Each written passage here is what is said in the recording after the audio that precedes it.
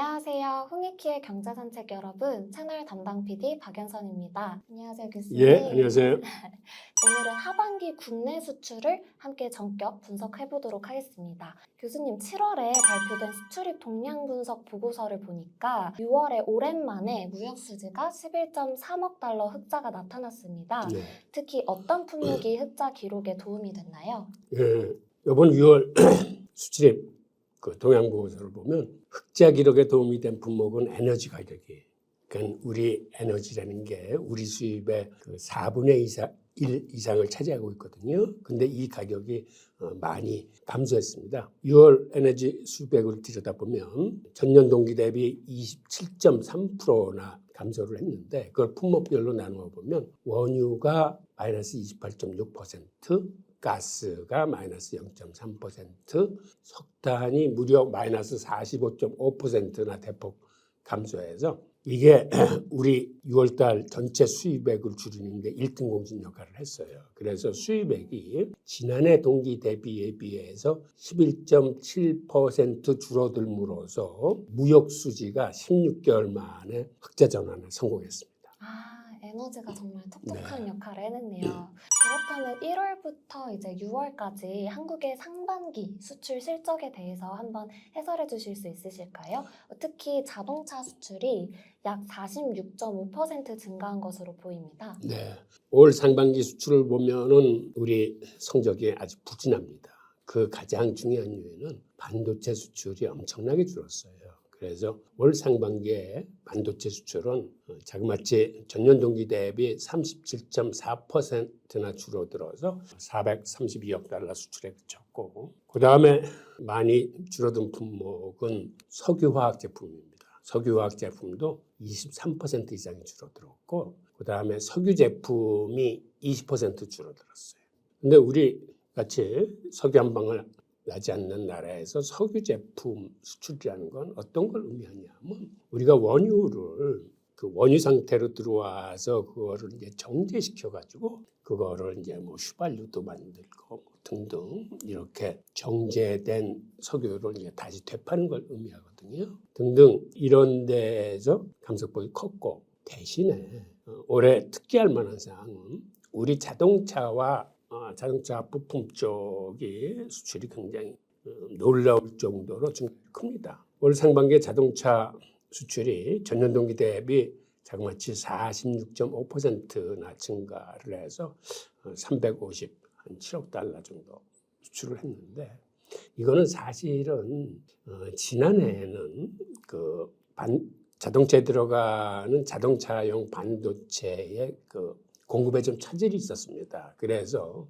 일부 소비자 고객들이 자그마치 계약을 해놓고 1년씩 기다리는 이런 사태를 유발시켰는데, 그 덕에 미국 같은 데서는 우리 자동차의 평가가 높아지면서 그러한 물량을 일찍 받기 위해서 웃돈이 막 $1,000 이상씩 붙을 정도로 인기가 좋은 그런 현상을 나타내 보이기도 했는데, 하여튼 이런 반도체 공급이 풀리면서 올해는 이렇게 자동차 수출이 대폭 늘어나는데, 근데 이건 반도체 공급 문제뿐만 아니라 실질적으로 우리 한국 자동차의 품질이나 브랜드 이미지가 굉장히 좋아졌습니다.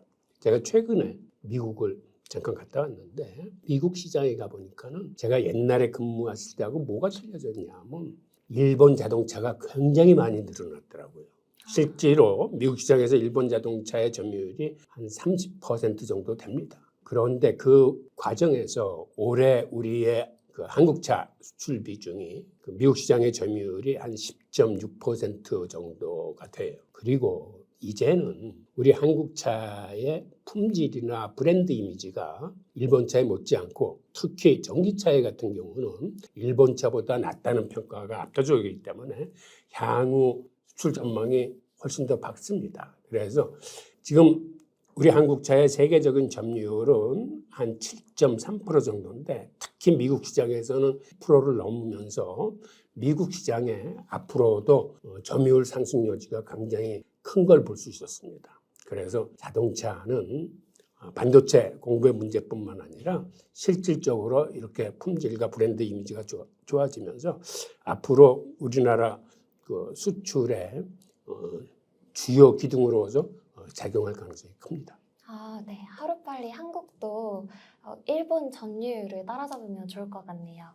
타국과의 무역 관계에 있어서 수출 증감률은 어떠했나요? 중국, 미국, 아세안, 중남미, EU, 중동 기준으로 의견을 전해주시면 좋을 것 같습니다.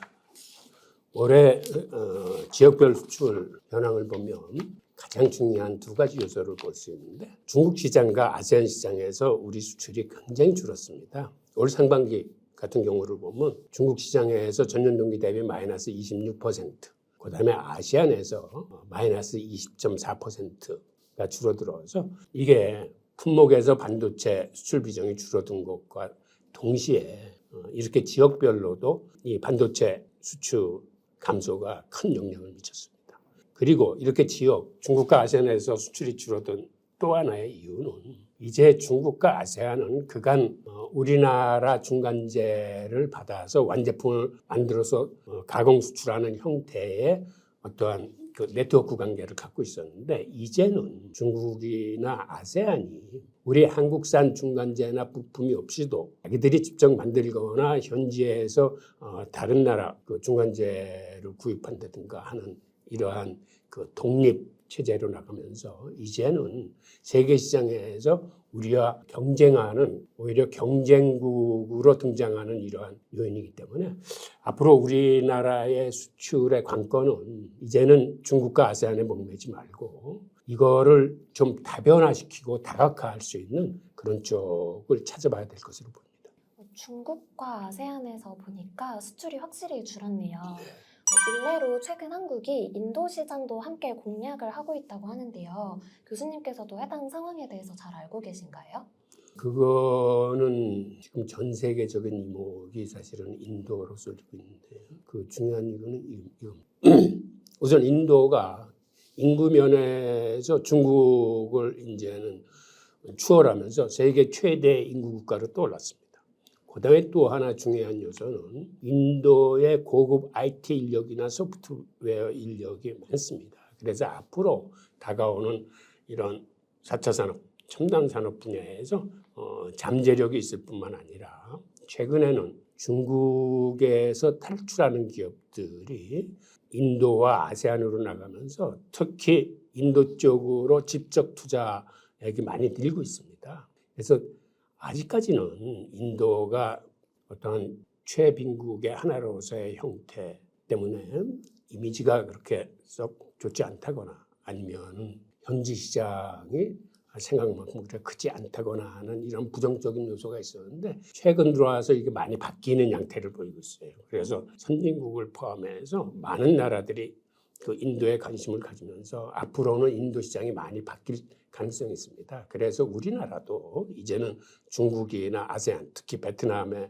너무 치우친 그러한 수출 비중을 지금 산유국인 중국이나 혹은 아세안에서도 베트남이 아닌 인도네시아라거나 다른 지역 같은 것으로 그 수출 시장을 좀 다변화할 필요성이 있습니다. 한국뿐만 아니라 전 세계가 주목하고 있는 인도네요. 네. 추가 질문 드리도록 하겠습니다. 하반기 코스피 주요 업종으로는 어떤 업종을 주목해 보는 것이 좋을까요?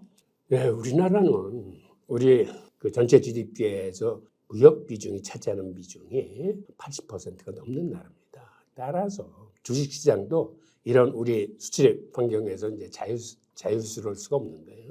그런 의미에서 지금 수출 활동이 아주 활발하게 벌어지고 있는 이 자동차, 그다음에 조선 부문, 즉 운수장비 부분 쪽에 이제 가능성이 가장 높은 것 같고 실제로 올 상반기에도 가장 상승률이 높았죠. 그다음에는 반도체가 이제는 그 깊은 그 사이클을 깨고 방향을 우상향으로 틀 가능성이 큽니다. 이번 6월 달까지만 해도 이 반도체 가격이 계속 이제 하락하는 추세였는데 아마 이번 3, 4분기 기간 중에 이제 저점을 통과해서 4, 4분기에는 다시 옛날처럼 방향을 우상향할 것으로 보여서 하반기에는 이 반도체를 포함한 전기전자 쪽도 괜찮을 것 같습니다. 그다음에 그 미래 먹거리인 바이오헬스, 그다음에 2차 전지 등도 이제 우리가 이제 좀 주목해 봐야 할 그런 업종으로 보입니다. 교수님 혹시 반도체는 어떤 연유에서 재부상 조짐을 보이고 있나요? 보통 반도체는 그 업황 사이클이 있어요. 그래서 한 4년 주기로 이 가격이 이렇게 이게 처음에 제품이 나왔을 적에는 비교적 제값을 받다가 이제는 재고가 쌓이고 업황이 좀 부진할 적에는 이 반도체 가격이 계속 떨어지면서 생각보다 이거는 다른 제품에 비해서 이제 많이 떨어집니다. 뭐 반토막이 아니라 반의 반토막도 나는데 이게 다시 보통 한 4년을 주기로 바닥을 치고 다시 올라가는 이러한 성향을 보였기 때문에 그 반도체가 이제 올해가 그런 4년의 이제 마지막 그 기간에 도달하고 그 다음에 이런 반도체 주기뿐만 아니라 세계 그 리서치 기관에서도 대부분 올 하반기에 세계 반도체 재고가 다 소진되면서 이제는 가격이 올라갈 것으로 다들 전망을 하고 있습니다. 생각만 해도 기쁜 소식입니다. 앞으로의 3분기와 4분기 수출 전망은 혹시 어떻게 보고 계신가요?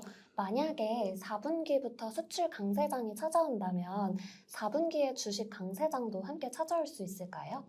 우선 우리의 수출에 키를 주고 있는 게 이제 반도체고, 그다음에 수입에 키를 주고 있는 건 이제 에너지 가격입니다. 그런데 지금 반도체는 우상할 것으로 보이고 에너지 가격도 앞으로는 하락세 내지 최소한 안정세로 보일 걸로 봐서 우리 무역 수지 전망은 비교적 이제는 밝은 편입니다. 근데 이렇게 무역 환경이 좀 더 좋아지면 무역 비중이 높은 우리나라로서는 즉 우리 증시는 당연히 이제 긍정적인 영향을 이제 받게 됩니다. 그런데 이 주식이라는 게 이게 펀더멘털만 좋다고 그래서 올라가는 건 아니고 그 외에도 이제 많은 변수들이 있는데 예를 들면 이런 것들입니다. 세계 이제 경제 환경을 같이 봐야 되고 그 다음에 그 미국의 통화 정책이라거나 이런 것에도 큰 영향을 받고 그다음에 여러분들이 잘 아시는 거시경제 변수들 금리라거나 환율이라거나 그다음에 경쟁 국가의 수출입 관계 그다음에 지정학적인 위기 등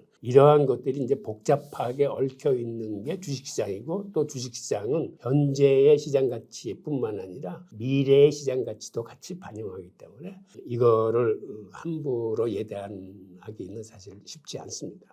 네, 다만 올 하반기에 흔히 전문가들이 얘기하는 이제 스태그플레이션 등 세계적 경기 침체가 들이닥치지 않고 지금처럼 이렇게 업황이나 그다음에 증시의 환경이 비교적 양호한 상태에서 굴러간다면 그리고 또 하나의 요소가 채권 시장이 안정적으로 운영된다고 가정해 보면 주식 시장의 그 강세장의 지속 가능성은 상존합니다.